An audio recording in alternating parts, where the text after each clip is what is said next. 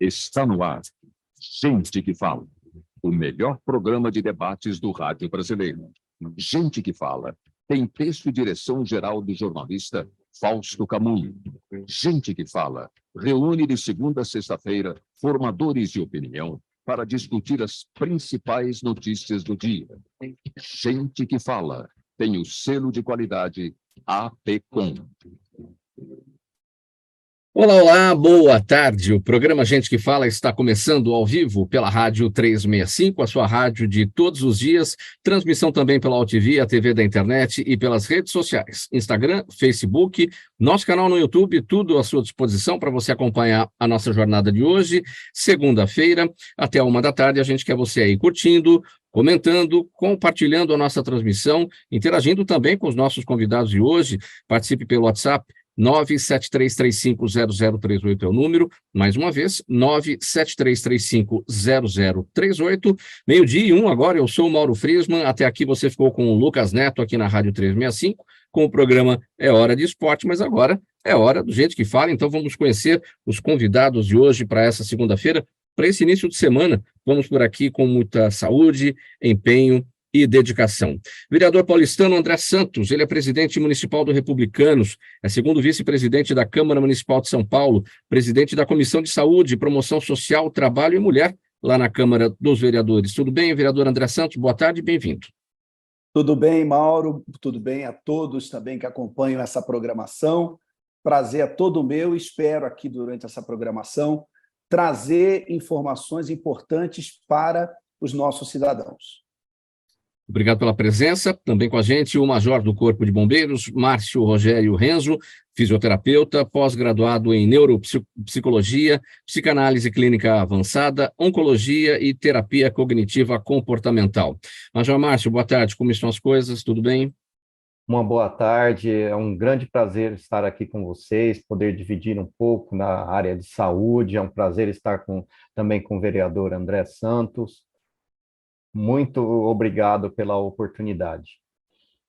Também com a gente daqui a pouquinho, ainda não está na nossa conexão, mas eu já vou apresentá-la por aqui, a Jennifer Dias Munhoz, empresária, ela é fundadora e CEO da CubJobs, fundadora da Ayla Energia Sustentável e diretora da Rainha da Serra. Daqui a pouquinho na nossa conexão para essa conversa de início de semana aqui no programa Gente que Fala. Vamos ao nosso primeiro assunto de hoje, pessoal, 12:03 agora. Olha, um ano após a operação policial que dispersou a Cracolândia da Praça Princesa Isabel, os índices de criminalidade desanimam os paulistanos. Vejam só, nos 3 primeiros meses deste ano, houve 54% mais furtos e 26,5% mais roubos na região da delegacia que atende o bairro de Campos Elíseos, isso tudo na comparação com o mesmo período de 2022. A situação se repete entre moradores das áreas vizinhas, dos bairros mais próximos, que adotaram como regra não sair de casa à noite. A constatação é que, após décadas e diversas e distintas ações na Cracolândia, o problema só piora. Vereador André Santos, qual é o olhar que a gente tem que ter lá para a Cracolândia? Porque, como destacamos aqui, muita coisa já foi feita e os resultados não foram obtidos. Onde o poder público está errando, não está tendo a competência devida para lidar com o problema? Mais uma vez, boa tarde. Eu já trabalho com esse segmento há muitos anos.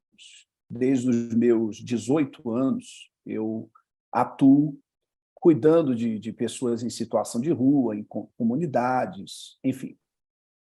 Hoje, o que a gente observa aqui na cidade de São Paulo, em especial, é o superassistencialismo.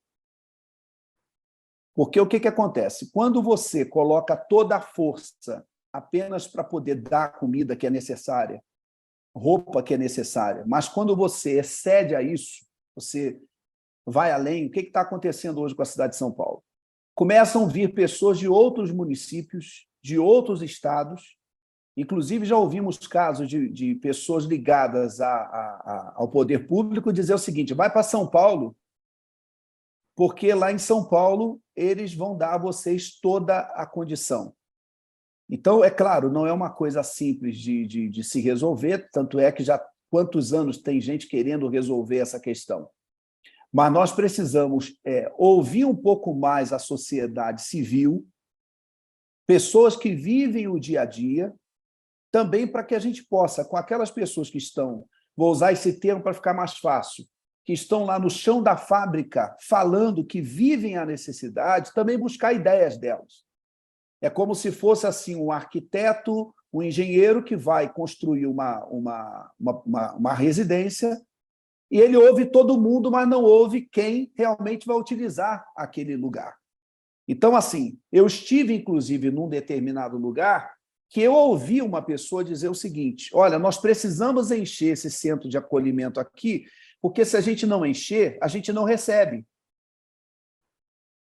Quer dizer, ele estava recebendo, o contrato estava sendo feito em cima de encher o imóvel, no caso, as acomodações. Não o contrato sendo feito para você acolher as pessoas, recupera as pessoas, trata de recuperar as pessoas para a sociedade e tudo mais, aí sim você passa a receber.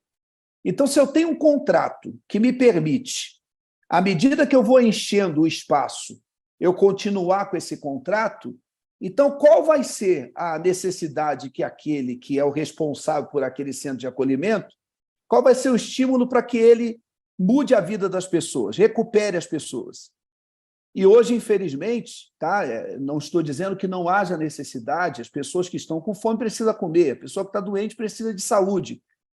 Mas se pega metade do que está sendo investido em assistencialismo e você pega metade disso e investe para reintegrar essa pessoa à sociedade, exemplo, tem gente que está aqui porque brigou com a família.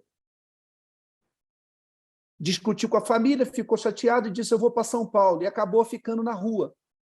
Vereador, existem duas situações. Uma da pessoa em situação de rua, que teve ali uma desestruturação familiar, enfrenta esse tipo de problema e não teve alternativa senão alcançar as ruas.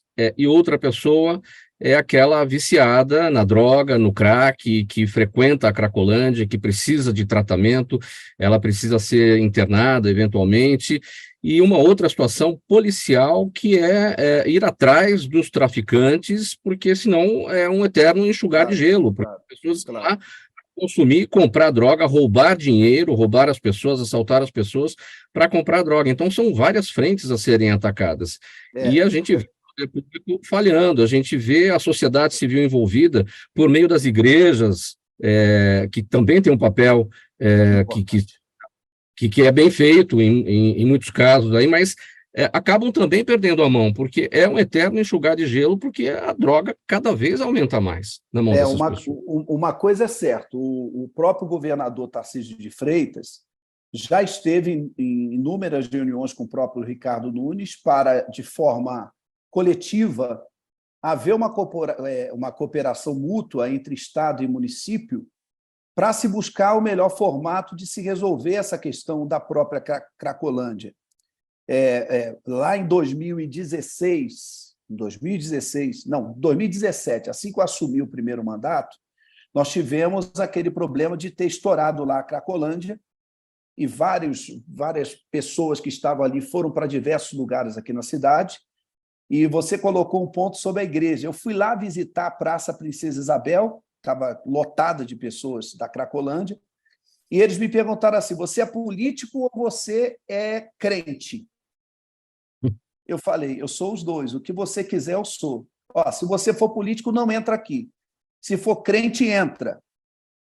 E aí eu entrei lá, conversei com as pessoas, vi realmente pessoas numa situação muito complicada, e ali, mais uma vez, eu analisei o seguinte, inclusive todo secretário de assistência social que aparece, eu falo a mesma coisa: vocês precisam reunir a sociedade civil, várias pessoas que já atuam com eles, para tentar, através desse diálogo, tentar resolver isso, porque é uma situação muito complexa. Mas, assim, enquanto ficar aquela teimosia de não querer ouvir aqueles que já fazem esse trabalho, não digo só a igreja, não digo só a igreja evangélica, eu digo todos que normalmente fazem isso, sentar para se ter como se fosse uma mesa técnica, para poder se discutir os problemas e as soluções. Ainda que a gente não consiga resolver tudo, nós vamos conseguir avançar, porque o que você tem colocado aqui é que o tempo está passando e você não consegue ver um avanço na mudança dessa situação, desse quadro, que cada vez tem trazido mais tristeza e dor para todos nós. Major Márcio, o seu olhar sobre esse tema também, e o seu olhar do ponto de vista policial. O senhor é do Corpo de Bombeiros, mas o Corpo de Bombeiros pertence à Polícia Militar do Estado de São Paulo. Sim, como o vereador colocou, essa é uma questão complexa, porque envolve, como ele disse, a questão de uma ação conjunta entre poder público municipal, poder público estadual, entidade civil, que, como foi apontado, hoje há um incentivo da área externa, né, da região metropolitana, que há esse deslocamento, essa migração de pessoas para o centro da cidade de São Paulo, no intuito de conseguir algum tipo de benefício, de apoio, que até então não vem sendo atingido como um todo. Um outro ponto de destacar é a questão da segurança. A segurança, hoje, ela vem sendo intensificada, o nosso governador tem intensificado bastante a cobertura da área policial naquela região, a Guarda Municipal também vem agindo constantemente, mas o que nós temos que estabelecer são metas, objetivos plausíveis e em conjunto. Nós tivemos a questão da pandemia, que fez com que esse público se concentrasse muito na região central por conta desse assistencialismo que houve, a intensificação naquela região, e tudo isso fez com que aumentasse ainda mais o problema que até então se ficava circunscrito à área da Cracolândia. Hoje você tem não só a Alameda Gretchen, mas você tem todo o entorno central, Praça da Sé, Liberdade, Praça da República, toda com um aumento muito grande nesse tipo de problemas. Então, isso tem que ser, como o vereador colocou, ouvido as pessoas, os profissionais que estão no dia a dia naquela localidade, percebendo essas mudanças que acontecem, porque é um processo dinâmico. O ser humano, ele é dinâmico, então tudo tem que ser observado. O perfil psicológico das pessoas que estão ali, como você apontou, tem a questão da segurança em relacionado ao tráfico de droga, ao uso de entorpecente. Então, tem que ser estabelecidas políticas de extração dessas pessoas que estão com problemas já diagnosticado de dependência química, ter o tratamento, fazer com que essas pessoas sejam efetivamente tratadas e recolhidas, se for o caso. O poder público tem que agir de uma forma mais contundente, porque o dependente químico, por si só, sozinho, ele não consegue. Depois que há estabelecimento da dependência química, ele sozinho fica muito difícil de tomar uma atitude. Então, tem que ter esse apoio também vindo da questão pública, né? A parte de assistência social, tanto da prefeitura quanto das organizações não governamentais que estão envolvidas na distribuição de medicamentos, na distribuição de alimentação, de vestuário, que agora nós vamos entrar num período mais crítico, né? Nós estamos entrando para o outono e caminhando para o inverno, onde esses problemas ainda acentuarão ainda mais. Então, é muito importante que seja estabelecido metas e metas plausíveis, ouvindo todos os ramos da nossa sociedade, a questão comercial que está sendo impactada grandemente nessa região, onde há um comércio, tanto o comércio informal quanto o comércio formal, que está sofrendo, tendo a necessidade, vendo a necessidade de acabar migrando dali por conta desse aumento, desse descontrole.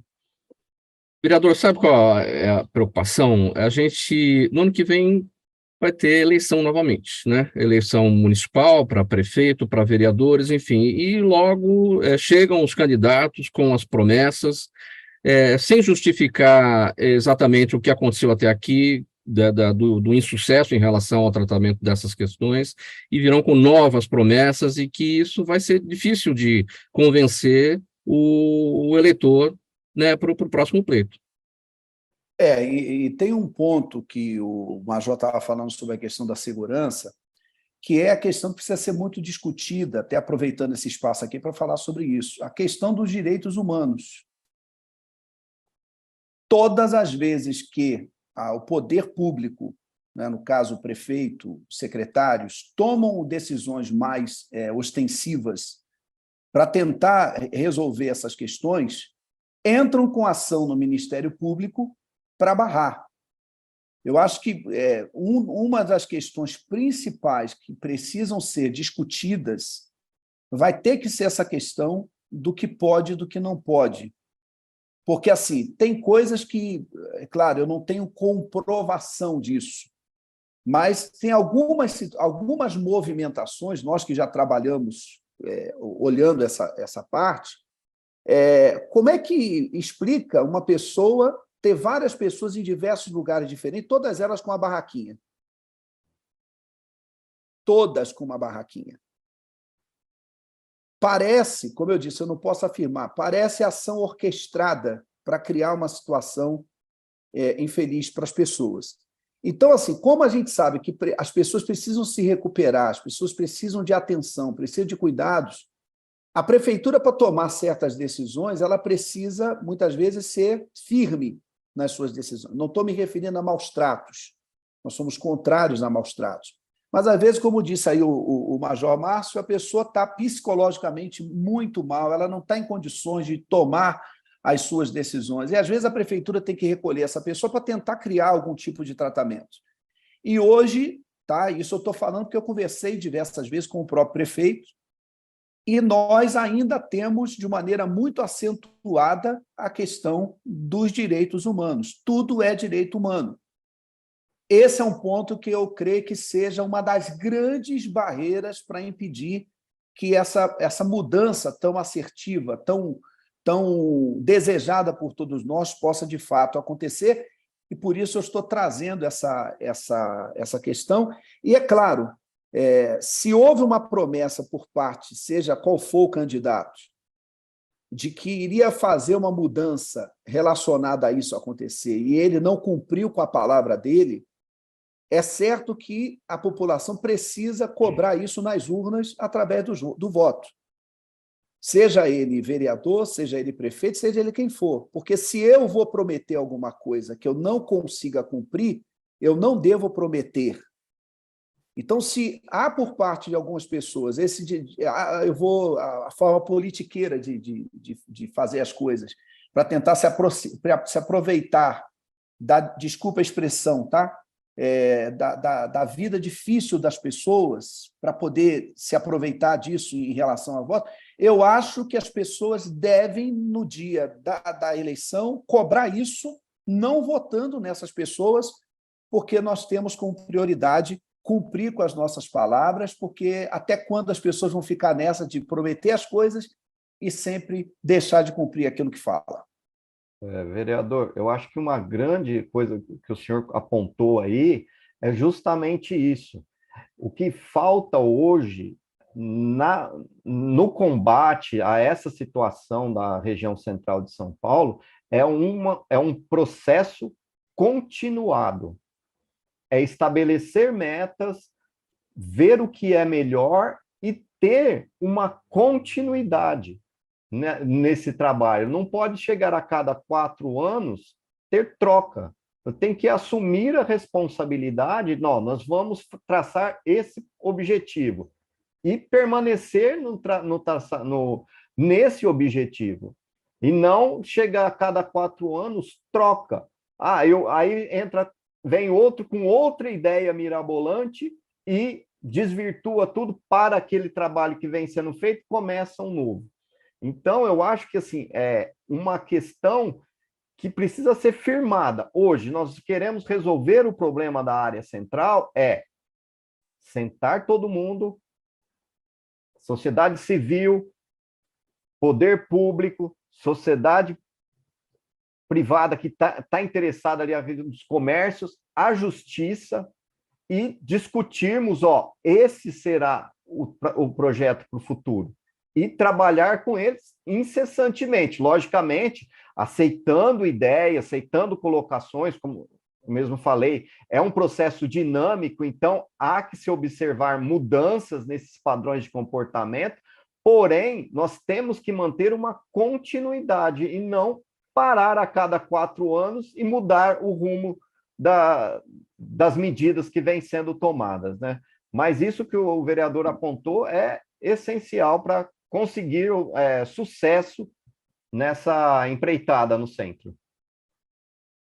Meio-dia e 21, programa Gente que Fala, edição de segunda-feira, aqui pela Rádio 365, a sua rádio de todos os dias, também pelas redes sociais, Instagram, Facebook, nosso canal no YouTube, e pela UTV, a TV da internet. Para falar do próximo assunto por aqui, a Comissão de Saúde, Promoção Social, Trabalho e Mulher da Câmara Municipal de São Paulo, do qual o vereador paulistano André Santos é presidente, realizou na última quarta-feira sua 4ª audiência pública sobre a revisão do Plano Diretor Estratégico. O presidente da comissão, deputado vereador André Santos, como eu destaquei aqui, chamou a atenção para a necessidade de se ampliar a estrutura das UBSs, principalmente as localizadas em regiões periféricas da cidade. O relatório específico da Comissão de Saúde deve ser entregue até a próxima segunda-feira para compor o relatório final da proposta. Antes da gente falar da sua preocupação, vereador André Santos, em relação a essa necessidade de se ampliar a estrutura das UBSs nas regiões periféricas, é importante a gente fazer uma contextualização de que a gente está no momento de revisão do plano diretor estratégico da cidade de São Paulo, que está em vigor desde 2014, passa por esse processo, e aí é que entra o seu trabalho de todas as comissões, enfim, aí a Comissão de Saúde que o senhor preside. Exato. É importante, tá, lembrar a nossa população que essa revisão do plano diretor ela não vai impactar só na questão da saúde, ela vai impactar em diversas outras áreas da vida das pessoas, de seus familiares. Então, é muito importante que elas estejam atentas às informações sobre essas audiências públicas.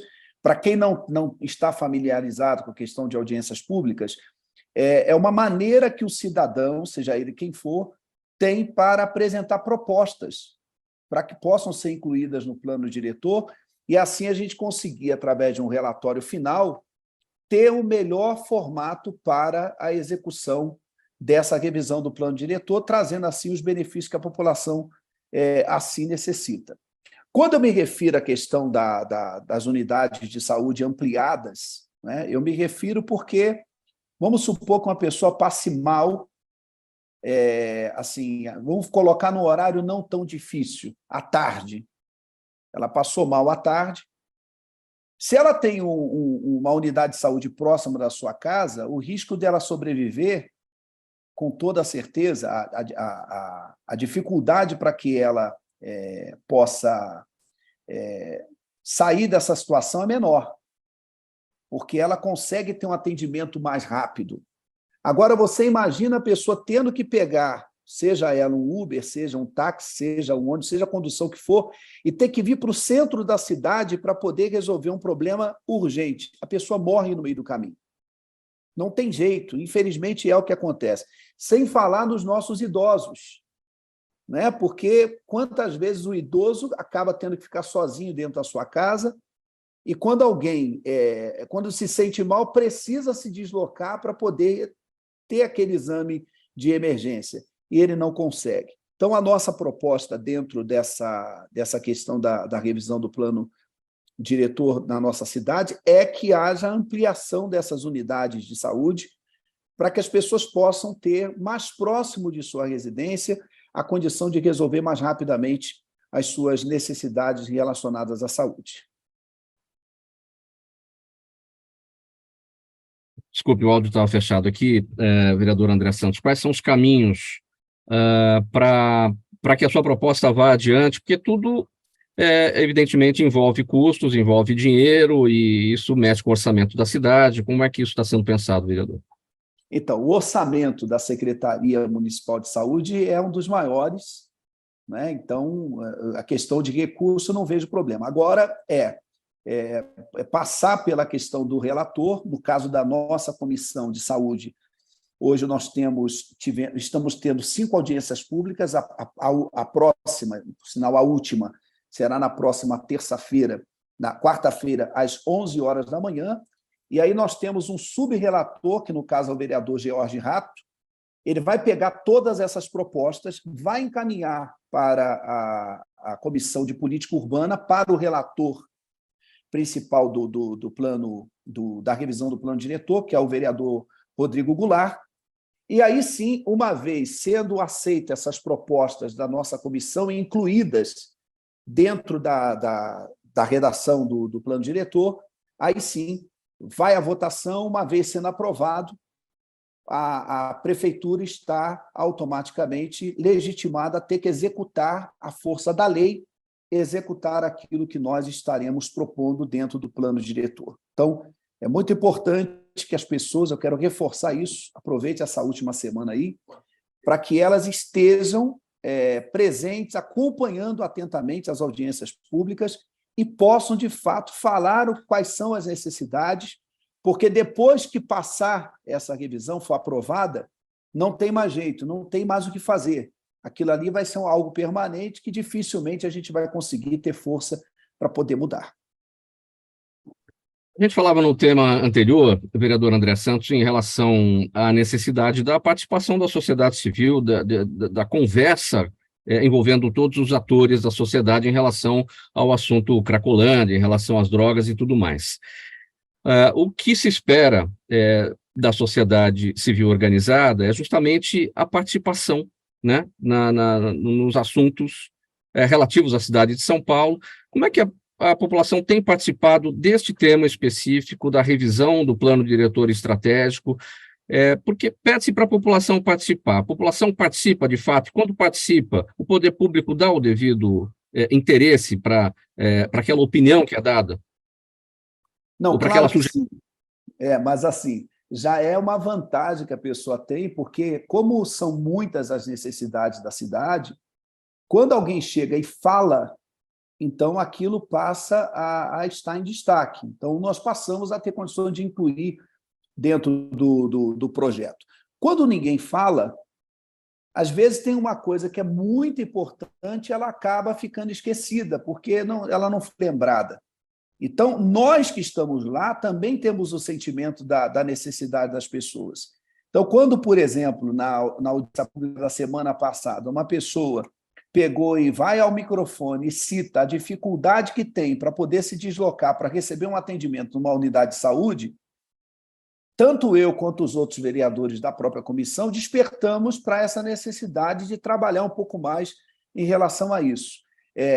Por isso, nós estamos incentivando, através da própria Câmara Municipal, com comerciais, com propagandas, para pedir às pessoas para que elas entrem em contato, elas comecem a participar, elas acompanhem. E uma coisa muito importante, Mauro, né? Uma coisa muito importante. Eu, até 2016, você vê que o que você está falando é assim, importantíssimo. Eu não tinha o menor conhecimento do que uma Câmara Municipal podia fazer.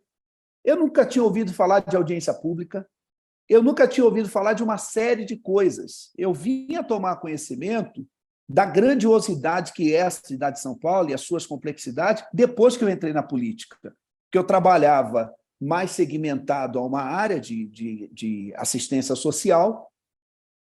Mas hoje eu mesmo tenho estimulado as pessoas, olha, vá, fale, reclame, mande lá a sua necessidade, não desanima, porque hoje as mudanças que nós estamos vendo na cidade, as benfeitorias, elas só são realidade porque teve gente lá atrás que insistiu, mesmo sabendo que em muitos casos havia o ignorar por parte do poder público, mas eles insistiram, e hoje aquilo que eles insistiram se torna uma realidade. Por isso é muito importante que as pessoas não ignorem, não desprezem esse momento, a importância e a força que ela tem da voz, da fala. Como eu destaquei aqui, vereador André Santos, o relatório específico da Comissão de Saúde deve ser entregue até a próxima segunda para compor o relatório final da proposta, o relatório geral, enfim, tudo que está sendo trabalhado pela Câmara Municipal em relação a essas propostas para a revisão do plano diretor estratégico. Isso é oferecido para a Prefeitura, é um documento, ou isso vira um projeto de lei e, no final, acaba sendo um projeto de lei autorizativo, ou seja, a Câmara acaba não tendo, ou o legislador acaba não tendo o poder de implementação daquilo, ele apenas autoriza a Prefeitura para que ela faça. Então, no momento que ele é aprovado na Câmara, ele passa a ter força de lei. Agora, o prefeito ele tem a prerrogativa de sancionar ou não aquele projeto que vai. E, às vezes, acontece de o projeto ir de um jeito e o prefeito acabar vetando parte do projeto. Mas a Câmara Municipal ela tem o poder também de quê? De derrubar o veto. Sim.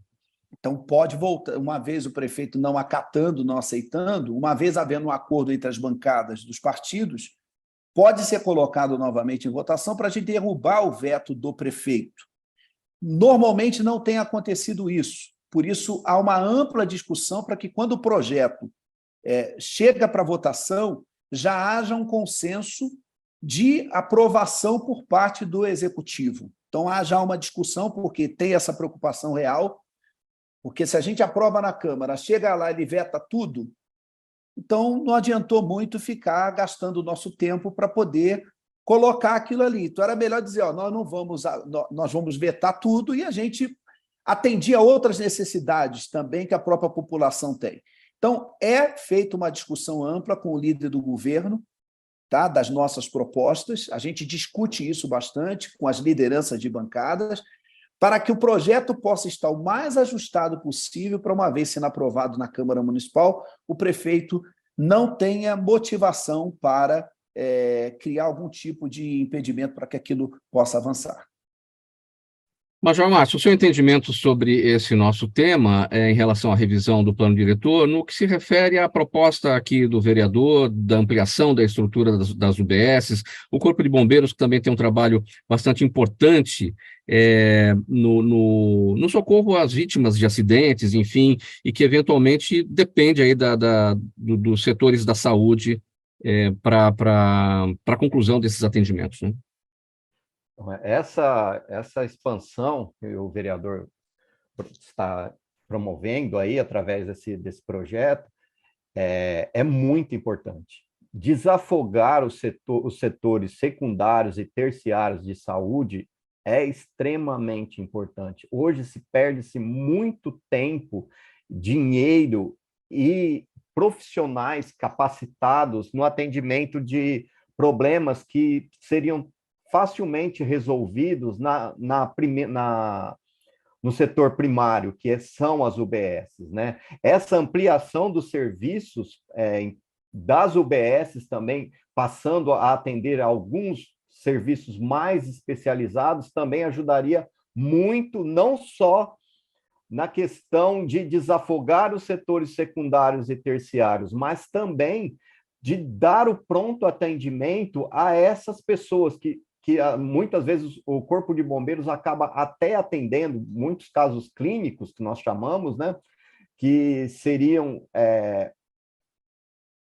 resolvidos nessa primeira fase, né, nas UBS, e acaba encaminhando para serviços mais especializados, ocupando vagas, às vezes, de pessoas que precisariam, que estão realmente necessitando dessa vaga, com um caso de menor complexidade. Então, essa estruturação no plano diretor, fazendo com que as unidades de saúde primárias estejam bem localizadas, de forma a atender de forma rápida e prática esses cidadãos que necessitam, é muito importante.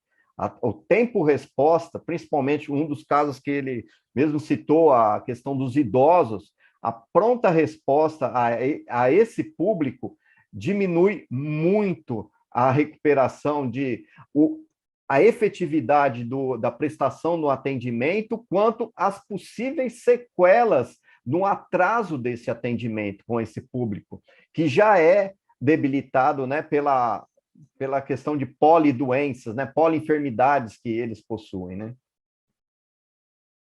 12h35, você está no programa Gente que Fala, edição de segunda-feira, aqui pela Rádio 365, a sua rádio de todos os dias, também pela Altivia, TV da internet, pelas nossas redes sociais, Instagram, Facebook e o nosso canal no YouTube.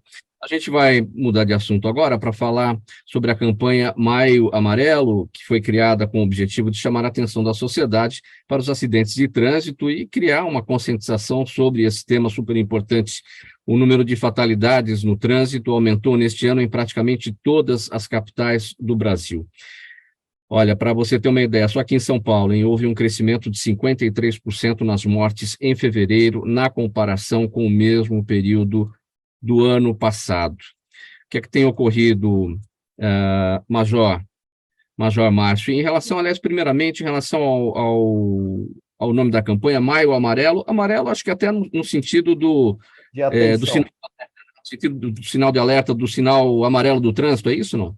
Exatamente, a atenção para os cuidados no trânsito. Mas o mais interessante que essa campanha ela vem a cada ano ocupando mais espaço é no planejamento, né? Então, são observados todas os pontos, né, as estatísticas, e através disso, hoje, essas estatísticas estão sendo cada vez melhores aproveitadas e sendo estabelecidas políticas para que haja a redução. Nós temos que observar que, durante a pandemia, nós tivemos uma alteração no tipo de ocorrências, né? No primeiro momento, nós tínhamos ocorrências um número maior, porém com menos letalidade. E durante a pandemia foi observado uma alteração nesse formato. Nós tivemos menos ocorrências, porém uma maior letalidade, né, nessas ocorrências, né? Morreram mais pessoas. Agora nós estamos tendo uma reversão novamente ao patamar anterior, que é o quê? Aumentaram-se o número de ocorrências em decorrência do maior fluxo de automóveis, porém a complexidade tem diminuído, né? Então, é importante que a Organização Pan-Americana de Saúde estima que cerca de 1.350.000 pessoas morrem todos os anos em decorrência de acidentes de trânsito, né? É importante também frisar que as pessoas que são afetadas diretamente por esse tipo de sinistro são as pessoas de 15 a 29 anos. Então, são pessoas que estão em plena atividade produtiva, e isso afeta não só a área de saúde propriamente dita, com essas questões de atendimentos que são complexos, há necessidade de uma pronta resposta, um custo de momento alto no tratamento desses pacientes, mas também nós temos um custo altíssimo no pós-tratamento imediato, né? Nas sequelas que esses pacientes desenvolvem depois do trauma, né? Muitos chegam a perder a capacidade laborativa totalmente, outros passam a ter que se reinventar, se reinserir no mercado devido às sequelas, né? Então, tudo isso tem que ser observado na hora de estabelecer metas para prevenção de acidentes, né? Agora, o que se observa, desculpe, Major, os acidentes eles têm ocorrido, em grande parte, mais por problemas comportamentais dos motoristas, da falha humana e não da falha da máquina. Então, nesse caso, é importante a elaboração de campanhas que a gente também não vê sendo feitas pelo poder público, a não ser pelas entidades que lidam com essa temática e que se preocupam. É o caso aí do Maio Amarelo, as entidades envolvidas com isso fazem aí as suas campanhas. Considerando que nem todo mundo é motorista, nem todo mundo é motociclista, mas todo mundo é pedestre, todo mundo é pedestre. Uma campanha voltada para o pedestre, especificamente, não pode dar um resultado muito mais eficaz?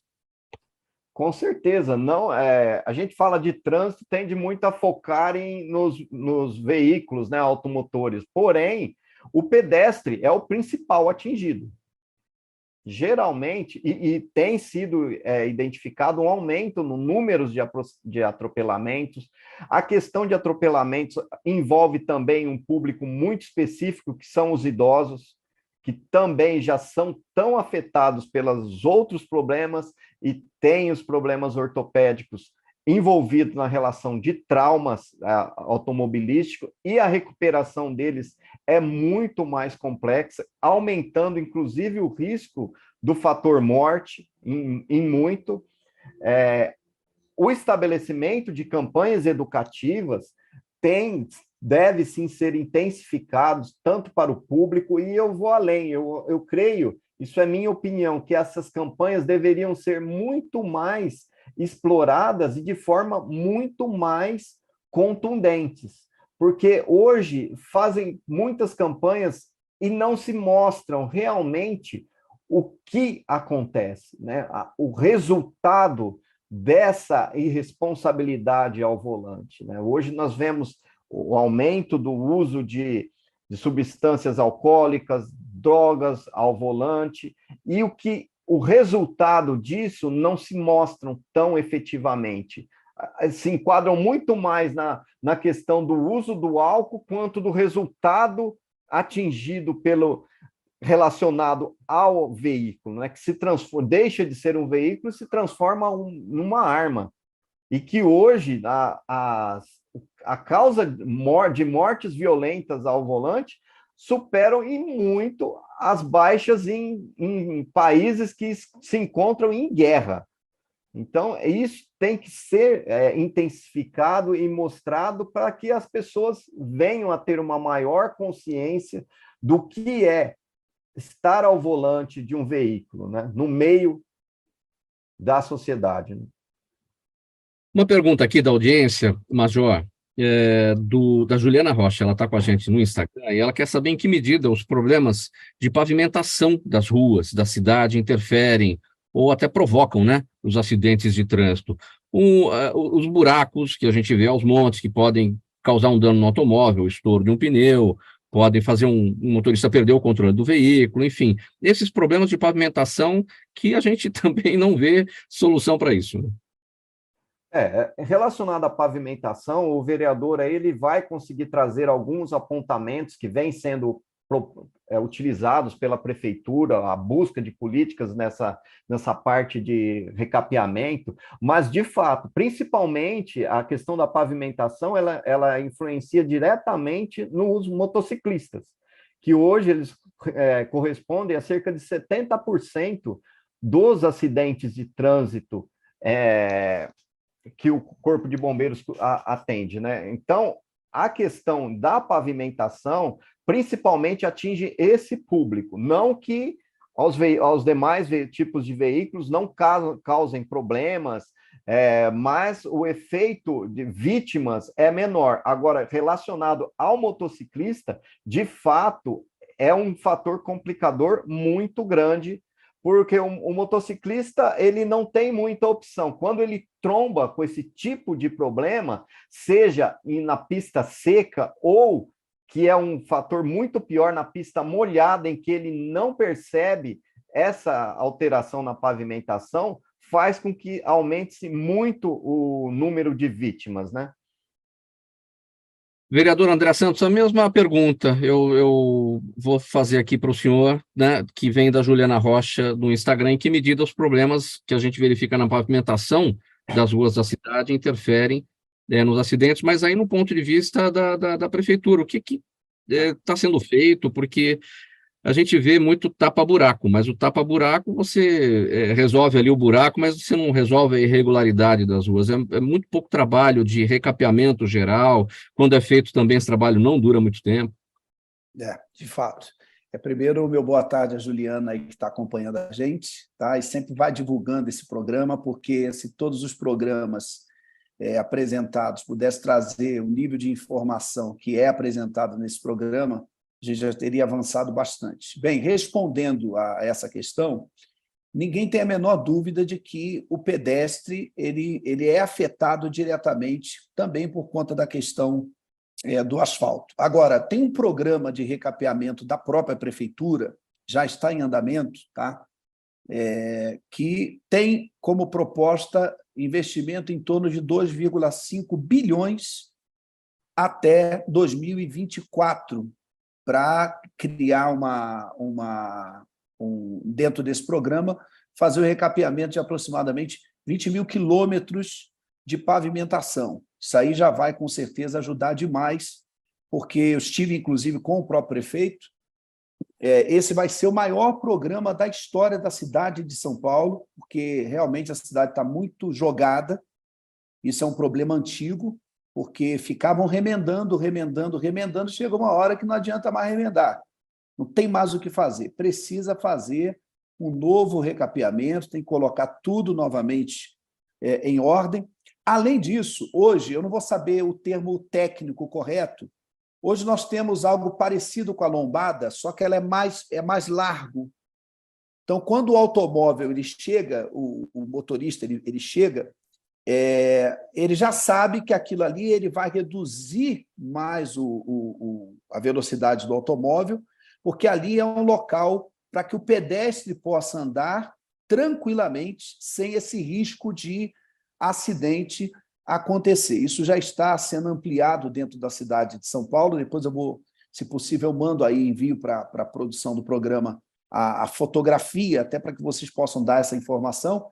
Isso está ajudando demais nessa questão para evitar esses muitos acidentes provocados pelo trânsito. Porque também tem um sentido contrário também.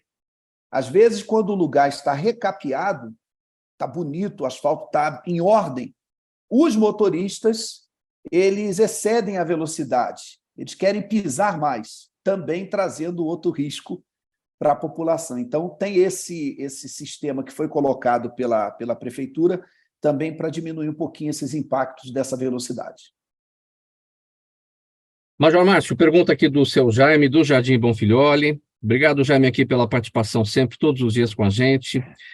Ele está lá na Zona Oeste, né, Jardim Bonfilholi, mas a preocupação dele com o centro da cidade, Major Márcio, veja só, ele diz assim, dentro da área da Cracolândia, há um batalhão da Polícia Militar, Palácio da Polícia Civil, uma base da Guarda Civil Metropolitana, e aí ele pergunta como houve espaço para o aparecimento de uma Cracolândia. É verdade, ele pegou num ponto nevrálgico aqui, vou mais além aqui da pergunta do Jaime do Jardim Bonfilholi.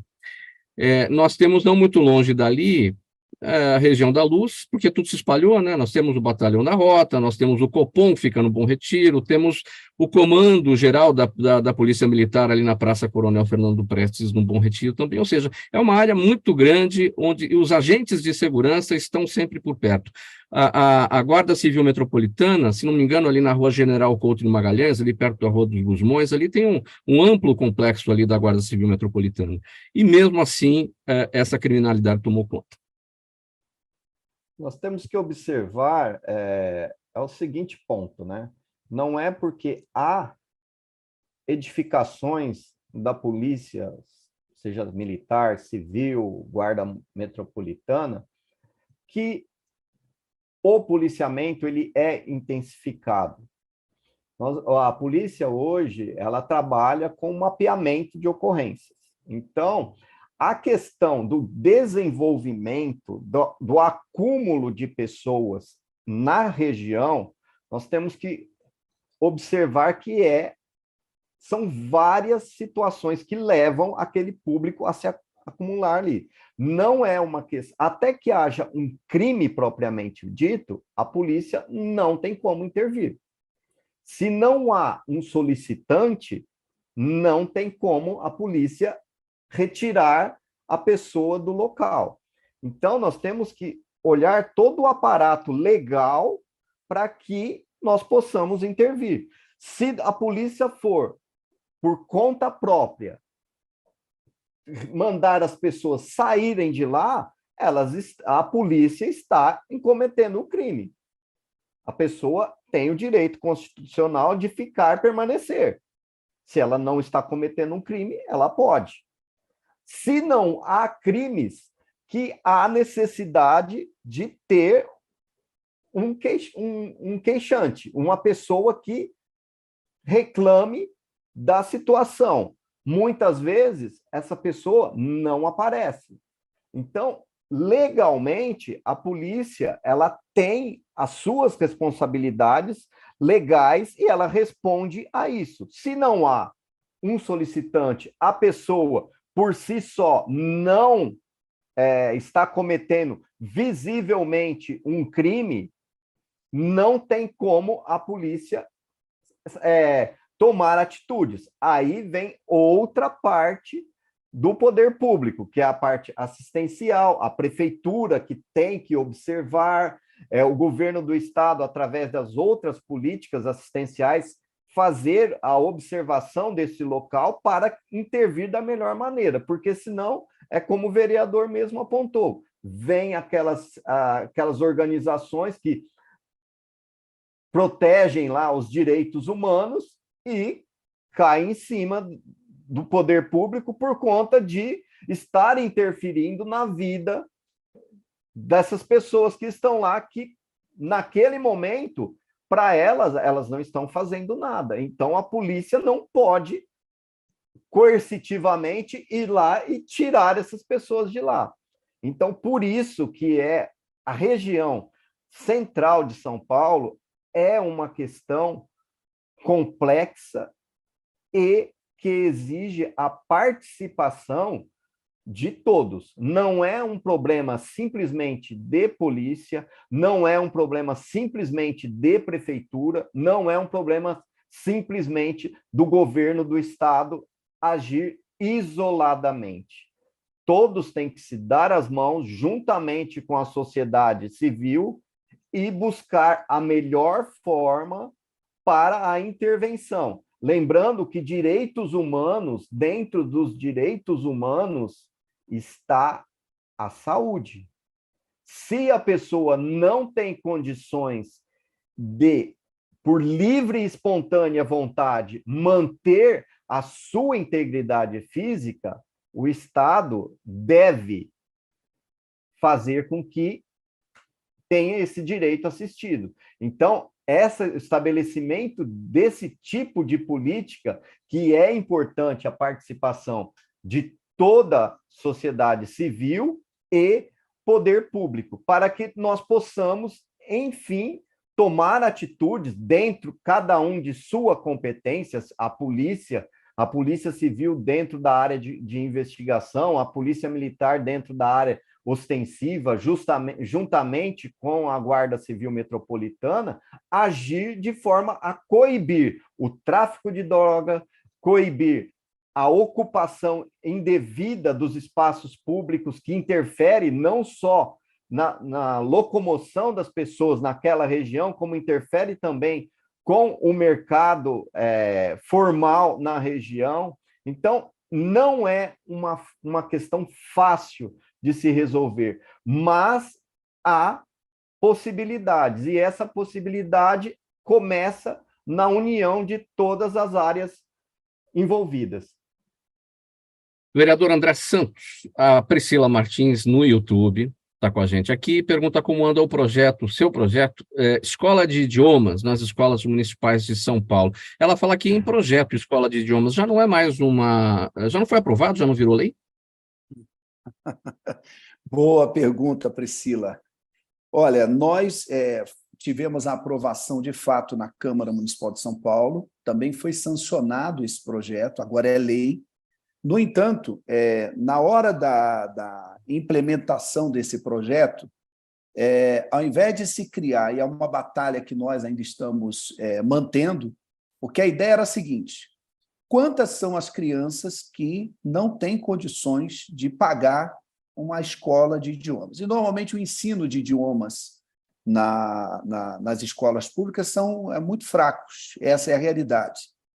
E aí, quando a pessoa se forma na escola pública e ela vai para o mercado de trabalho, tem um diferencial quem tem curso de idioma e quem não tem.